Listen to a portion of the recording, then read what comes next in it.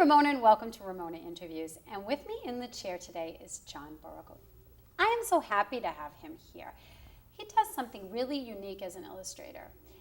Some of the things you've heard about, but others, to me, are a new concept, and it's really exciting. Thank you for coming on. Thank you so much for having me, Ramona.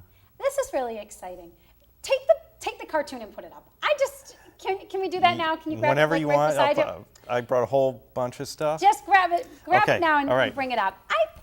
Tell us a little bit about this kind of concept. Now, it says corporate cartoonists to the rescue.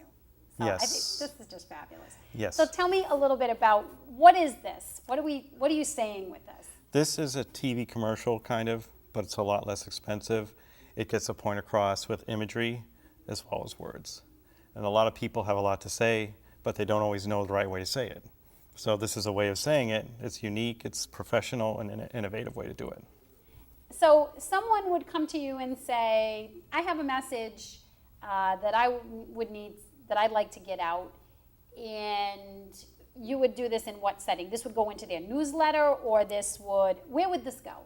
Well, it's formatted so you can put it in a newsletter, you can put it online, you can put it, because it can be drawn, and the concept is basically they give me the words and I put pictures to the words. Where did you grow up? What's your educational background? Were you always looking to be an illustrator? And then how did you start your business? Okay. I grew up in Massachusetts. All the school I did was in Massachusetts. I went to school, I started in the Boston area, and then I went to college out in Westfield State University. Studied for a art major with a minor in illustration. Mm-hmm. Graduated with a BFA a few years ago. Mm-hmm. And I've spent time since then working as an illustrator and graphic designer.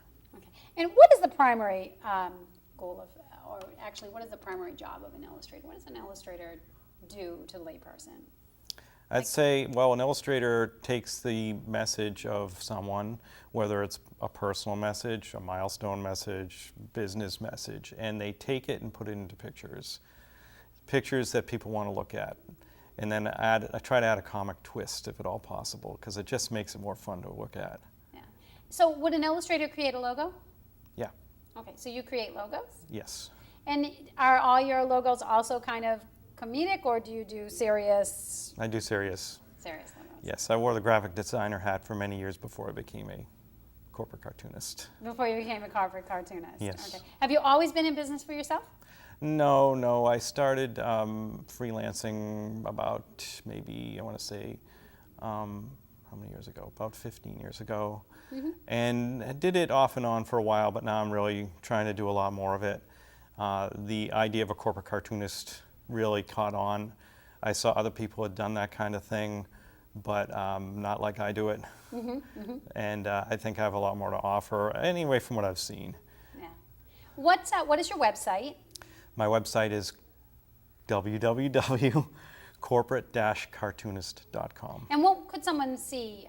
What examples of your work could they see on your website?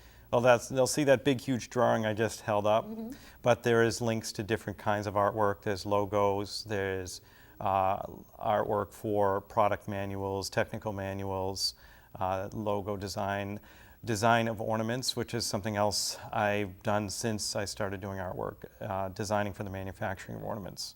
Okay, and what is designing for a manufacturer? What does that mean? Well, it's taking drawings and etching them into brass. And designing ornaments that can be formed, whether they're two-dimensional, three-dimensional, stuff you'd put on a mantle or your Christmas tree, that kind of thing. Oh, okay. Either that, or you can put artwork on key tags and bookmarks. It's another branch in a way of graphic design, because you can put color on stuff that's mm-hmm. brass as well as etched detail. Okay. Do you illustrate for books, or is that a different kind of form of illustration? No, actually I do illustrate for books too. Okay. I'm working on one book right now. Yeah. So this would be a book, a consumer book, something you would read, not like a technical manual. Actually, it would be. It's a book for children. Okay, it's a children's book. It's a book on bullying, and that's an important issue. Yeah, and characters that have to get around that issue. Yeah. And one thing I like to stress is cartoons don't have to be silly. They can be serious. They can get a message across that it can be either humorous or serious. Yeah. And I would think that it also attracts a wide demographic of people, because I know that from looking at the kids that I work with, and even my son who's now growing up, they relate to it differently than when I did growing up. When I did growing up, it was the funnies and the Times and that in the paper. Now with YouTube and video and anime and and avatars, it's a whole nother world. Yeah, there's so much out there now. So much stuff out there. And so it really hits a wide span of people. Yeah. Versus, I don't think is it a niche market? I wouldn't think so, but. No, well, the thing is, the advantage of actually doing this kind of work now, and me working on a computer, which I didn't do at first, but a lot of the work I do is I draw the templates by hand, then I illustrate, then I use a computer and make them into finished illustrations. The good thing is now that with the advent of electronic media, the advent of the Nooks and all the Kindles and books people read on their little reading devices, the drawings can be done in a way that look good on those as well as printed material. And printing is still out there, but you see a lot more internet, like you're saying, a lot more electronic media. And so I can do stuff for both now, which actually has made me, I think, more marketable than before when printing was the only way to go. What is the process that they would go through? They would contact you and you would then do what? They would contact me. They would say, we need to have a drawing done for a newsletter. Then I would say, okay, what do you want the message to be? They would put it in writing, usually a number of steps. Usually they would decide how many panels they want it to be. I can do any number of panels, 1 to 5 to 20, it doesn't matter. Is one more effective than the other? Doing too little or too many? It depends on how much information you want in the panel. Okay. The more information you want to put out there, more panels is recommended, but I tell people that's your choice. Right. I'll do as few or as many as you need to get it done. Okay. So once they kind of say what the message is, then what happens? After they say what the message is, I come up with some rough sketches. I send them back and forth. Sketches are very fast. And I don't put a lot of work into it till we're positive what direction they want to go in. Okay. And you always use people as opposed to animals or inanimate objects or whatever?